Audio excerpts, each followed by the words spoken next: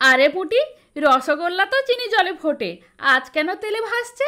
এ আবার কেমন পদ্ধতি? দারুণ দারুণ পদ্ধতি, একবার খেলে মন বারবার খেতে চাইবে। তার জন্য লাগবে 4টে আলু। আমি এখানে 4টে মাঝারি সাইজের আলু নিয়েছি।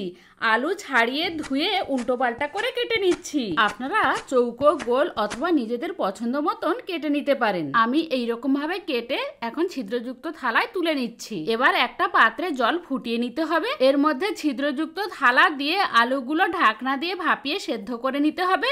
আপনারা চাইলে ভাতের মধ্যে কিংবা প্রেসার কুকারে আলু সেদ্ধ করে নিতে পারেন। এবার সেদ্ধ করা আলুগুলো একটা পাত্রে ঢেলে ঠান্ডা করে নিতে হবে। এখন ঠান্ডা আলুগুলো আমি হাত দিয়ে মেখে নেব।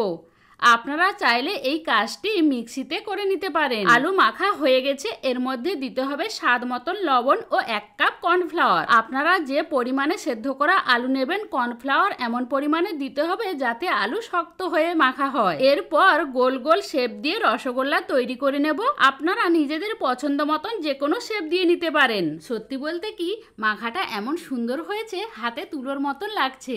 আমি এখানে রসগোল্লা শেপ দিয়ে নিচ্ছি। সমস্ত গোল্লা তৈরি হয়ে গেছে, এখন ভেজে নেওয়ার পালা। ওভেনে কড়া বসিয়ে দিয়েছি, দিতে হবে বেশ খানিকটা সাদা তেল। আপনারা রাইস ব্র্যান্ড কিংবা সোয়া তেলে ভাজতে পারেন। এখন তেল ভালোভাবে গরম হয়ে গেছে, এমন ভাবে ভেজে নিতে হবে যেন একে অপরের সঙ্গে লেগে না যায়। এটা ভাজতে ভাজতে জানিয়ে দিই, এর আগের ভিডিওতে কমেন্ট করেছেন এমন কিছু মিষ্টি বন্ধুর নাম। রানাঘাট থেকে পূরবী, বাংলাদেশ থেকে ইলমা, কলকাতা থেকে সৌমিলি ঘোষ। আপনাদের অসংখ্য ধন্যবাদ। বন্ধু, আপনি ভিডিওটি কোথা থেকে দেখছেন কমেন্টে জানাবেন। এবার গোল্লাগুলো দেখুন ফুলে টাইটম্বুর হয়ে ভেসে উঠেছে। দেখতে যেমন দারুণ লাগছে, তার থেকে খেতে তো আরো মজার। দেখুন রংটা যখন এমন হবে, বুঝতে হবে ভাজা হয়ে গেছে। এখন সাবধানে আস্তে আস্তে ছাঁকনি দিয়ে তুলে নিতে হবে।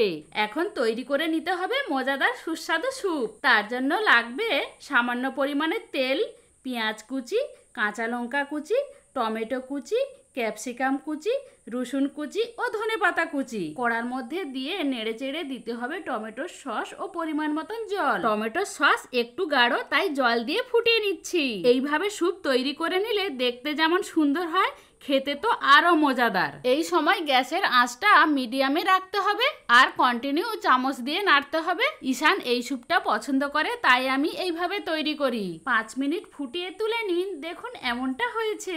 এবার ভাজা রসগোল্লার উপর স্যুপ ঢেলে দিন, দেখুন কি দারুণ হয়েছে। আপনাদের বাড়িতে অতিথি এলে একবার এইভাবে তৈরি করুন, আপনার প্রশংসা না করে থাকতেই পারবে না। বন্ধু, রেসিপিটি কেমন খেতে হবে কমেন্ট করে জানাবেন। গরম গরম পরিবেশনের জন্য আলুর রসগোল্লা তৈরি। ভালো লাগলে লাইক করো। Thank you. সত্যি দারুণ।